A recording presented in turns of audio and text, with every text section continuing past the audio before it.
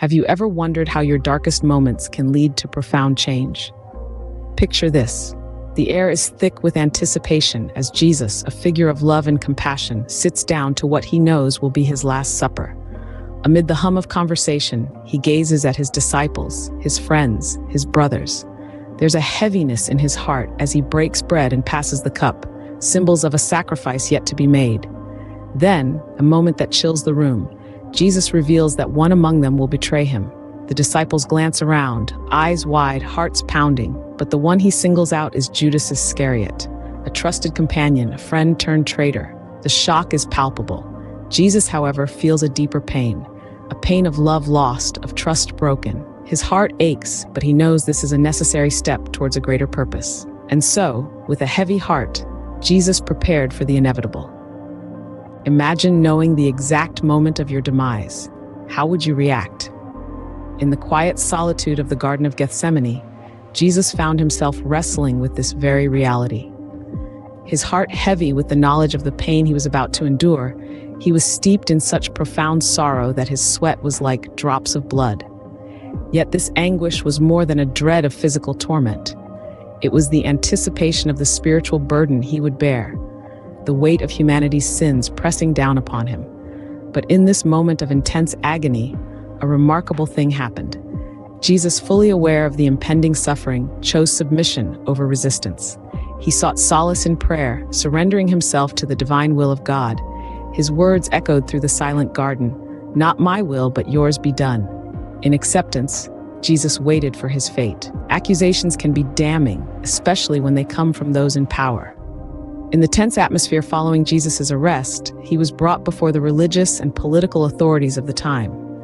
The Sanhedrin, a council of Jewish elders, and Pontius Pilate, the Roman governor, were the arbiters of his fate. The charges laid against Jesus were severe.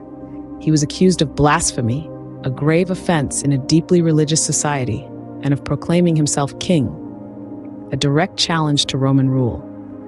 The trial was a maelstrom of conflicting interests and pressures. The religious leaders, feeling threatened by Jesus' teachings, sought to protect their authority and influence. They accused him of blasphemy, of claiming to be the Son of God, a charge that carried the death penalty under Jewish law.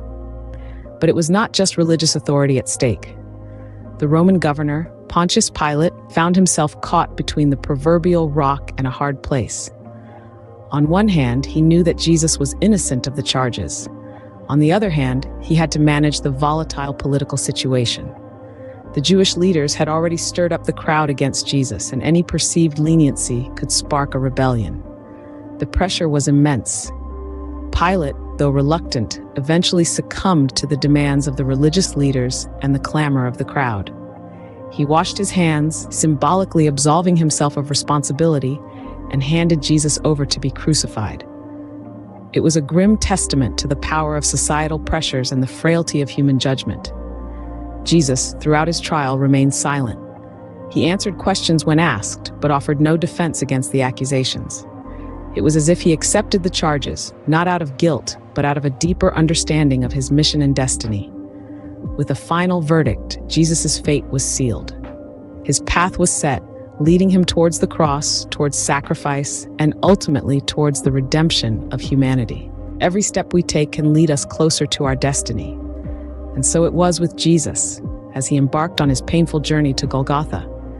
It was a path of torment and humiliation, a thoroughfare of suffering that was to lead him to the fulfillment of his divine mission. Jesus, weakened from his ordeal, bore the weight of his own cross, a heavy burden, not just in its physical form, but symbolic of the sins of mankind. Yet, despite the heaviness of his load, there was a determination in his stride, a resolve that was born from his unwavering faith and divine purpose. The road to Golgotha was not easy. It was a crucible of torment that tested Jesus' physical strength and spiritual resolve. He stumbled and fell, his body battered by the heavy cross and the relentless lashes of the Roman soldiers. Each fall was a blow, a physical manifestation of the world's sins that he had taken upon himself. But with every fall, there was a rise. Jesus, in his divine strength, would lift himself up, hoist the cross onto his shoulder, and continue his journey. His face, marred by pain and streaked with blood, bore a look of profound determination. His eyes, despite the agony, never lost their compassion, their deep and abiding love for humanity. The journey was excruciating, the pain almost unbearable, yet he pressed on. Each step was a testament to his courage, each breath a declaration of his unyielding commitment to his divine calling. The physical torment he endured was a stark contrast to the spiritual triumph that was unfolding. Jesus' journey to Golgotha was not just a march to his crucifixion. It was a testament to his endurance, his unwavering faith, and his boundless love for humanity.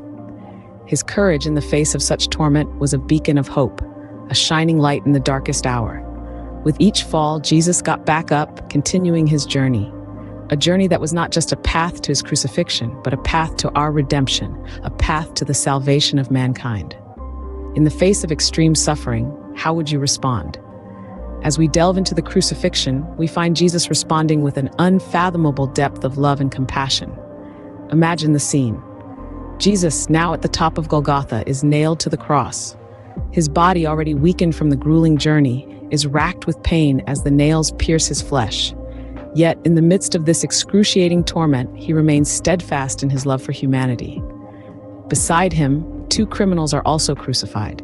Their crimes have led them to this brutal end, their lives hanging in the balance, just like Jesus. But unlike them, Jesus is innocent. He's here not because of his own sins, but for the sins of all mankind. As he hangs on the cross, Jesus looks out at the crowd.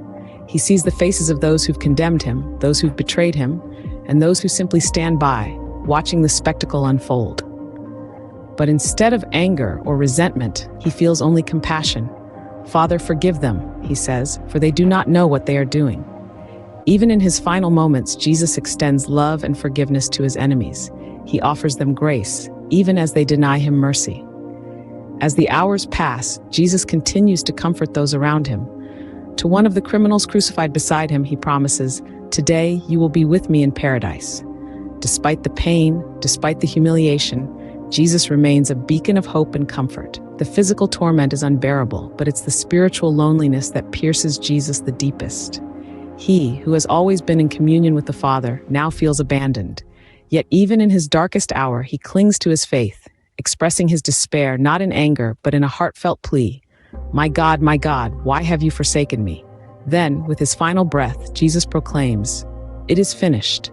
His mission, his sacrifice, his unwavering love for humanity, it's all complete. The crucifixion, as brutal as it was, marked the fulfillment of Jesus' earthly mission. Even in extreme pain, Jesus' love for humanity never wavered. His crucifixion stands as a testament to his profound compassion and love, a love that would forever change the course of history. What does it mean to sacrifice oneself for others? This question echoes through history, resonating with the profound act of love that Jesus demonstrated on the cross. His sacrifice, a testament to his boundless love for humanity, has left an indelible mark on the tapestry of human history. Jesus' journey, marked by teachings, miracles, and ultimately his crucifixion, was not simply a series of events.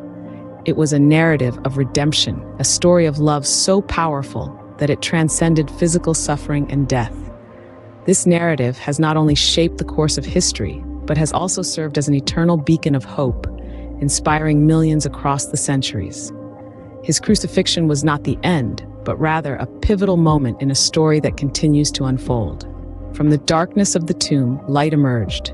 Jesus' resurrection 3 days later served as a profound affirmation of life, of victory over sin and death, and of the promise of eternal life.